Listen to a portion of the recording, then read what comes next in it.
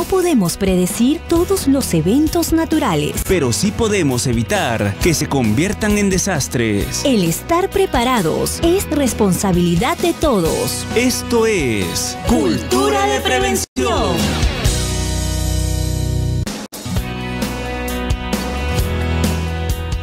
Bien, 10 de la mañana con 00 minutos. Bienvenidos a toda nuestra audiencia. Hoy iniciando una nueva semana.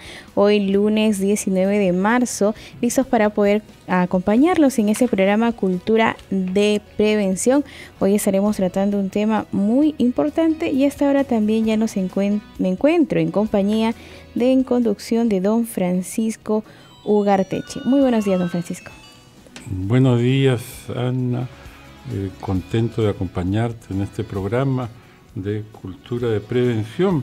Esta mañana vamos a tratar un tema que hay que estar atentos, ¿no? Un tema que es muy importante porque tiene que ver con la prevención sobre el riesgo por sismo o tsunami. Bien, don Francisco, y a esta hora ya nos encontramos en compañía de representantes de CENEPRE. Nos acompaña la ingeniera Karina Obregón y la licenciada Ena Coral. Ella es directora también de Fortalecimiento y Asistencia Técnica. Aquí les damos la más cordial bienvenida a este programa Cultura de Prevención. Muy buenos días. Muy buenos días, muchas gracias por la invitación. Estamos nuevamente compartiendo este espacio para poder llevar información a todo el país con respecto al peligro sísmico existente, pues sobre todo en la franja costera, ¿no? del Perú. Bien, 10 de la mañana con 2 minutos, don Francisco, nos vamos a una breve pausa y estaremos regresando ya con el desarrollo del programa. A nivel nacional también en las más de 200 retransmisoras que tenemos en todo nuestro territorio, pero también ya estamos en vivo y en directo en nuestra transmisión de Facebook. Ubíquenos usted como Betel Radio, ahí puede dejarnos sus reportes de sintonía y también compartirnos también alguna pregunta que pueda tener en relación al tema que estamos desarrollando ahora en el programa, don Francisco. Así es, el tema de hoy día que tiene que ver con terremotos y tsunamis, y que son dos fenómenos que van de la mano, ¿no? Cuando ocurre un terremoto en la costa, es probable que también pueda ocurrir un tsunami. Y el antecedente en nuestro país, en el Callao, ¿cuándo es que ocurrió un terremoto con un tsunami? Aquí en el Perú, en el Callao, esto fue, creo que en la época de la colonia. Entre los años de 1760, 1740 fue un terremoto de gran magnitud que sobrepasó los 8 grados de magnitud un momento. Lo que se comenta, no queda en el comentario del pueblo, es que el agua llegó hasta, no sé, no sé si la avenida Fósil, por ahí. Bueno, hacen descripciones en realidad en crónicas antiguas, ¿no? Detallan cómo fue pues el tsunami en la zona, sobre todo en la zona de Costa Verde, ¿no? Cómo es que generó un levantamiento de polvo tan grande que no se podía percibir pues no absolutamente nada en la zona. Y bueno, la sensación o la intensidad, ¿no? del sismo pues fue percibido por las personas que en ese momento no tenían conocimiento de cómo deberían actuar ante este evento, y es por eso que hubo pues consecuencias fatales de altos números, ¿no? de fallecidos en el lugar. Claro, y también la experiencia nos dice que con el tiempo, claro, las ciudades crecen, la cantidad de personas ahora somos muchísimos más que en la época de colonia, y un fenómeno igual ocasionaría un desastre tremendo, ¿no? Así es. Sobre todo al no haber un control de ubicación, ¿no? por parte de las autoridades, se ubican pues justamente en zonas expuestas, no solamente a sismos, sino también a a tsunamis. Toda la franja costera vemos de que está llena de viviendas, de negocios, ¿no? Restaurantes, que al presentarse este evento, va a arrasar con todos ellos. Va a generar pues un daño Pero siempre se ha dicho irreversible. que en Lima hemos vivido siempre de espaldas al mar, pero alguna explicación tendría que tener que vivamos de espaldas al mar, porque claro, apreciar la belleza del mar es algo natural, ¿no? Pero también será por el respeto, el recuerdo, por ahí el subconsciente, no sé, que se ha tenido siempre la prudencia de no estar muy pegados a la orilla, pero eso es una prudencia que se va perdiendo y cada vez somos más agresivos incluso en querer ganarle algún poquito de terreno al mar, ¿no? Y se hacen esfuerzos y se colocan, no sé, desmonte y se le ha ganado un poquito de espacio al mar, pero claro, en el caso que ojalá que nunca ocurra, de un tsunami, eso va a ser... arrasaría con todo eso, ¿no? Así es, sobre todo en la zona de Costa Verde, ¿no? Donde hemos visto de que está ocupada por restaurantes, es una zona muy afluente de público, sobre todo en la zona de verano, ¿no? En las playas, y bueno, hemos visto de que no necesariamente pues hay puntos que nos indican a nosotros cómo evacuar en el momento de que se presente este evento, pero también es una zona muy difícil, ¿no? A la hora si estamos en esa situación, poder salir de ahí de la Costa Verde con el muro que tenemos atrás de ese acantilado, definitivamente pues no va a ser posible de que evacúe la gente, sobre todo si hay afluencia masiva, ¿no? En la zona. Hace poco un accidente de un camión que afectó un puente peatonal que parece que es el único puente en un tramo muy extenso, ¿no? Uh-huh. Y claro, si es que ocurre un fenómeno en época de verano, no hay la cantidad de puentes ni vías de evacuación, ¿no? Sí, justamente es lo que genera la dificultad de poder evacuar adecuadamente, ¿no? Y de manera oportuna en caso de este evento. Bien, licenciada Ina Coral, coméntenos un poquito más acerca de cómo han realizado este documento de escenario de riesgo de sismo y tsunami aquí en relación a Lima y Callao. La ingeniera Karina les va a dar algunos detalles, pero lo que yo quisiera adelantar es que estos escenarios de riesgo nos permiten justamente saber cuál podría ser el impacto o los daños que podrían causar en la población. Por eso es un instrumento, es un estudio muy importante y que ya cuenta Lima Metropolitana con estos escenarios de riesgo. Entonces, donde se ha identificado que hay una probabilidad de alta y muy alta de afectación y de daños que sufrirían por un lado las personas y por otro lado las viviendas, ¿no? Y para la elaboración de estos escenarios, a Karina con mayor precisión les puede indicar. Claro. Bueno, existe información en la que nosotros nos apoyamos para la elaboración de estos escenarios. Uno de ellos es el mapa de peligros sísmicos que ha sido desarrollado y que está publicado en la norma técnica 030, ¿no? De construcción. Ahí nos indican básicamente 4 zonas específicas, ¿no? Y hay una zona en particular que es, digamos, la más propensa a presentar sismos de gran magnitud, ¿no? Que están por encima de los 7 grados. Entonces, esto ha sido un primer, digamos, un primer indicador a tomar para poder priorizar cuáles son las zonas donde se van a hacer esos estudios. El IGP ha elaborado también un escenario sísmico donde nos indica cuáles son esas zonas de silencio sísmico. Y estas zonas de silencio sísmico no son otras que zonas donde ha habido un evento, pero en espacio o en un lapso de muchos años. Estamos hablando, pues, para el caso de Lima, casi 200 años que se presentó un evento, ¿no? Que superó los 8 grados de magnitud momento y que, como son eventos recurrentes, puede nuevamente, pues, presentarse. dentro de o cerca a Lima, ¿no? Cerca a las costas de Lima. Entonces se vio la necesidad de poder justamente enfocarnos a hacer el escenario en Lima Metropolitana y Callao, sobre todo porque Lima pues alberga el mayor número de población en el país. Estamos hablando de un 30%, ¿no? de la población a nivel nacional.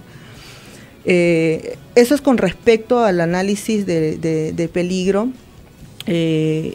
pero también es importante aunar a esto el análisis de vulnerabilidad física, es decir, el análisis de vulnerabilidad de las estructuras basado en características como tipos de material utilizado, el estado de conservación, la antigüedad de la vivienda, si es que han seguido pues las normas que indican pues para una construcción adecuada. Eso nos va a dar a nosotros una noción de que si la vivienda podría o no podría resistir ante estos sacudimientos fuertes que se presentarían ante estos eventos de gran magnitud o estos sismos de gran magnitud. El SISMIT es la entidad que se encarga de elaborar las evaluaciones de riesgo para Lima Metropolitana. Ellos ya han elaborado 16 estudios que está coberturando 17 distritos entre Lima y Callao, y ahí nos zonifican pues cuáles serían esas zonas o esas viviendas que estarían en riesgo muy alto, es decir, que hay la alta probabilidad de que colapsen ante un evento de esta magnitud. Si me permites, Karina, algunos datos que podrían ser o que deben ser de interés, que tendríamos una población afectada de más de 1.800.000 personas, ¿no? Y en el caso de viviendas, más de 460.000 viviendas que serían afectadas por, en el caso de un evento sísmico. Ahora, si estamos hablando de tsunamis, solamente población por este tipo de peligro, 216.000. Más de 216.000 y en viviendas 57.000. Entonces estamos hablando de que estos eventos podrían ocasionar graves daños no solo en la infraestructura pública, privada, sino también en la población, ¿no? Se incrementaría el número de muertes y asociado a lo que acaba de decir Karina, la vulnerabilidad, ¿no? Tenemos una gran vulnerabilidad física en Lima Metropolitana, ¿no? Aún cuando hay edificios que han seguido los protocolos o las normas técnicas de seguridad en edificaciones, no han tomado en cuenta en muchos casos o en la mayoría de casos estos escenarios sísmicos. Entonces, lo que no podría asegurar que se mantengan en pie después de ocurrido este tipo de eventos. Entonces, volviendo al tema de los escenarios, ¿por qué son importantes? ¿Para qué nos sirven? Es para tomar acciones, tanto a nivel de la prevención, para prevenir futuros riesgos, que es importante, para reducir los riesgos que ya conocemos, que ya los tenemos identificados, y también para prepararnos, para responder adecuadamente ante la presencia de este evento, ¿no? Entonces, ¿qué es lo que tenemos que hacer y qué es lo que venimos haciendo desde el CENEPRED? Es asesorar para la elaboración de planes de prevención y reducción del riesgo. Esto por un lado nos ayudaría a salvar muchas vidas, además a mirar las cosas de diferente manera para reducir los riesgos que ya existen. Hay medidas que se pueden tomar para que, en el caso por ejemplo de infraestructura, sobre todo infraestructura pública, hacer reforzamientos, etcétera, una serie de medidas de ingeniería que nos podrían ayudar a manejar de mejor manera una situación, un evento sísmico, ¿no?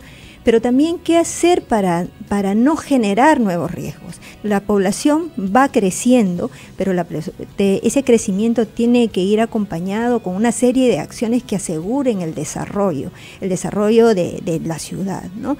Entonces, las medidas de prevención pasan por ahí. ¿Qué tienen que hacer nuestras autoridades para no generar nuevos riesgos? Pero por otro lado, ¿qué hacer para reducir los que ya existen, ¿no? Entonces, nosotros venimos trabajando un plan nacional de asistencia técnica para la elaboración de estos planes que justamente se llaman de prevención y reducción de riesgo de desastres, y además que es una exigencia que está normada desde el año 2011 en la Ley 29664 que crea el Sistema Nacional de Gestión de Riesgo de Desastres. Tenemos 101 entidades a nivel nacional que reciben esta asistencia técnica. De ellas, tenemos 47 en el caso de Lima Metropolitana y del Callao, que vienen elaborando estos planes. Esta intervención la tenemos desde octubre del año pasado y la tenemos proyectado para todo este año. Hay muchas municipalidades, tenemos 33, digamos, de ellas que ya tienen un avance importante, están en la fase de diagnóstico, que es una fase compleja porque hay que recoger justamente información, hay que hacer estos estudios de los que comentaba Karina, de los escenarios de riesgo, evaluaciones de riesgo que son todavía mucho más específicos, mucho más finos, pero que es necesario, porque si no conocemos ante qué riesgo nos vamos a enfrentar, qué medidas podemos proponer, ¿verdad? Entonces, les decía que tenemos 33 que ya cuentan con una fase de diagnóstico, 23 que están en una fase previa, que es la de preparación, pero hemos encontrado con una serie de dificultades. Y las dificultades son que no hay personal, aparentemente personal técnico. ¿Por qué? Para hacer estos estudios, porque cada zona del país debería hacer sus planes y para eso tiene que recoger y hacer estudios previos, no lo hace una persona, lo hace un conjunto de profesionales que trabajan en las diferentes entidades. Entonces el mensaje es que se tienen que conformar equipos técnicos de la entidad, no de una oficina o de una gerencia o de determinada unidad orgánica, sino de la entidad para que puedan elaborar estos estudios que son previos para que hagan la propuesta o ya se hagan tangibles a través de un plan, ¿no? Entonces un plan también es una proyección de un conjunto de medidas que pueden ayudar a reducir considerablemente los riesgos, ¿no? Estas medidas son a mediano y a largo plazo, entonces tiene que entenderse eso, nuestras autoridades tienen que entender esto, que esto no se toma la decisión de hacer en una gestión y termina en una gestión, sino es una política de Estado y por tanto tiene que tener continuidad de una gestión hacia otra gestión, ¿no? Porque las medidas son en grandes inversiones de 200.000, 300.000 o más millones de soles, entonces difícilmente va a poder ser ejecutado en el corto plazo porque hay que hacer una serie de acciones para conseguir también recursos para el financiamiento de estas obras importantes, ¿no? Se me ocurre que en el camino se encuentran con ciertas situaciones que entran en conflicto entre las entidades públicas, ¿no? Por el Instituto Nacional de Cultura, por ejemplo, que declara monumentos intangibles a barrios enteros de pronto, ¿no? Y no pueden tocar, no se puede construir ni demoler, y ustedes son conscientes que eso va a ser las primeras casas que se van a caer en el terremoto más fuerte, ¿no? Uh-huh. Sí, es también, son normativas, ¿no? que se encuentran ya establecidas. El gobierno local es quien se debería en todo caso encargar de un reforzamiento, ¿no? de esas zonas y ver que de alguna manera no colapse, pero justamente son dificultades, como bien dice usted, en relación a las normativas que se van generando y que en algún momento son una traba para poder, ¿no? Generar la acción necesaria. Son temas que se están corrigiendo ya en el camino, ¿no? Tenemos nosotros, por ejemplo, políticas que ayuden prioridades, al ¿no? manejo de esto, claro. Porque ha sido muy alegre cómo se ha declarado monumentos nacionales, zonas enteras, barrios, pero después no hay el recurso para remodelar una de las casas. Así es, ¿no? O darle el mantenimiento o el reforzamiento que necesitan, ¿no? Sí, son normas que con el tiempo, ¿no? Hay que ir mejorando, ¿no? En este caso, el Ministerio de Cultura es quien ve justamente este tema específico. Sí, yo quería darles un alcance respecto a esto, que con el Ministerio de Cultura estamos trabajando el plan de prevención y reducción de riesgo de desastres para el centro histórico, por ejemplo, ¿no? Por un cuidado también de conservar el patrimonio, ¿no es cierto? Entonces es un plan que tiene importantes avances y que justamente está mirando todas aquellas aspectos que podría ir en contra de aquello que es preservar o proteger la vida de las personas, ¿no? Entonces, lo estamos contemplando en el plan. Además, hay varios distritos de Lima metropolitana que tienen este patrimonio histórico y que tienen esa problemática, ¿no? Entonces se está evaluando en cada caso cuál es la situación, porque en algunos sería la desocupación, porque ya son viviendas muy antiguas y no hay medidas de reducción justamente que podrían ir de la mano, digamos, o que tendría que tomarse alguna medida para conservar el patrimonio, elegir, ¿no? Si se conserva el patrimonio, pero poner a las personas en otro lugar para proteger la vida de estas, ¿no? El centro de Lima, el centro de Lima, el centro histórico. El Rima, exacto, hay varios distritos. Exacto, son varios distritos de Lima. El Callao también, ¿no? También. Así es. Tratando de resumir, o sea, hay edificaciones, hay construcciones que sí resistirían un terremoto, un fuerte sismo e incluso un tsunami, pero también hay muchas que no. Una proporción en su mayoría que no, ¿no? No, muchas que no va a soportar un terremoto fuerte, ¿no? Así es. Básicamente, las recomendaciones, ¿no?, del escenario de riesgo justamente es en poder desarrollar programas, ¿no?, que estén orientados a la reducción de las vulnerabilidades físicas, ¿no? Sabemos que con lo que ya está construido no se puede hacer mucho, pero con lo que se va a construir ser mucho más estricto, ¿no?, o tener mucha más más rigor en el cumplimiento de las normas, ¿no? Exacto, de las normas técnicas. A veces por burlar una norma después se nos cae el edificio. Así es, ¿no? Y es responsabilidad de las municipalidades supervisar, ¿no?, y tener un control de cómo están desarrollando, ¿no?, esas construcciones nuevas. Con respecto a las antiguas, básicamente las evaluaciones de riesgo que viene trabajando SISMIT nos da alternativas, ¿no?, recomendaciones, pero también alternativas para poder justamente reducir la probabilidad de que estas viviendas colapsen y que puedan darles al menos unos segundos o unos minutos para que puedan evacuar y salvaguardar la vida, que es lo más importante, ¿no? Entonces, sería pues importante la difusión de estos estudios, ¿no?, a las municipalidades, y que también ellos se interesen en revisar y ver esas acciones que tienen que tomar, ¿no?, con respecto a lo que es infraestructura, pero también en cuanto a preparación, ¿no?, y conocimiento que tiene que tener la población, ¿no? ¿Cuál es el procedimiento que yo tengo que tener cuando ocurra este evento?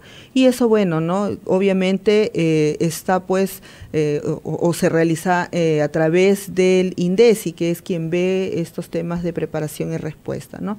Pero nosotros, como en la parte preventiva, nos interesa poder dar a conocer, ¿no?, estos datos, cuáles son las zonas o las áreas, ¿no?, cuáles son las probabilidades de daños o pérdidas que se puedan presentar ante un evento de esta magnitud, ¿no?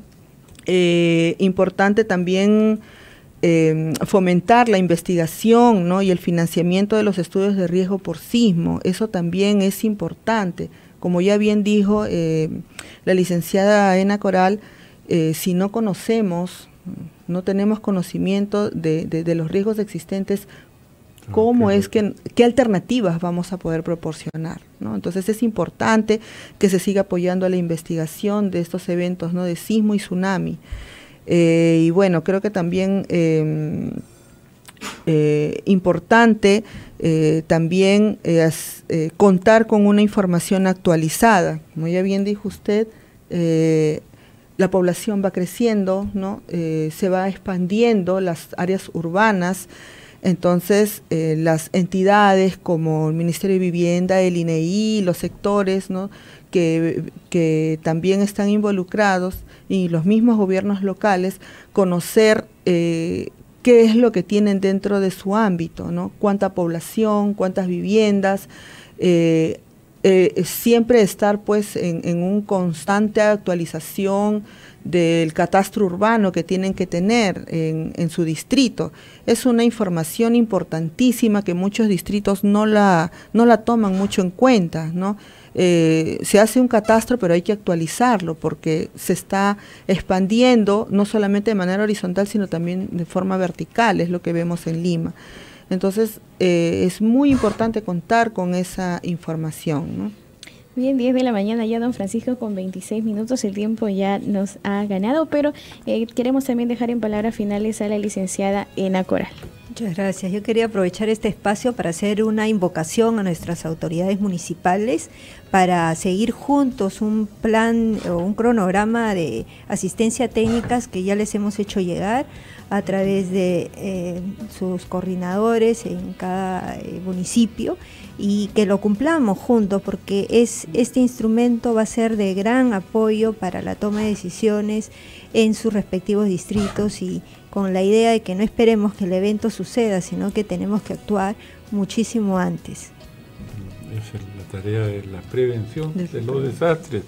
Nosotros estaremos siempre a disposición de ustedes para apoyarlas con la mejor buena voluntad, porque sabemos de la importancia del trabajo que realizan y tenemos que ayudar a crear conciencia, comenzando por las autoridades municipales y la población, ¿no? Para poder estar prevenidos ante la eventualidad de un desastre. Los fenómenos naturales no se pueden predecir, pero una adecuada información puede hacer la diferencia a la hora de enfrentar una catástrofe. El estar preparados es responsabilidad de todos. Aprendamos a prevenir desastres. Sintoniza Cultura de Prevención. De lunes a viernes, desde las 10 de la mañana. Solo por Betel. Lo que necesitas escuchar.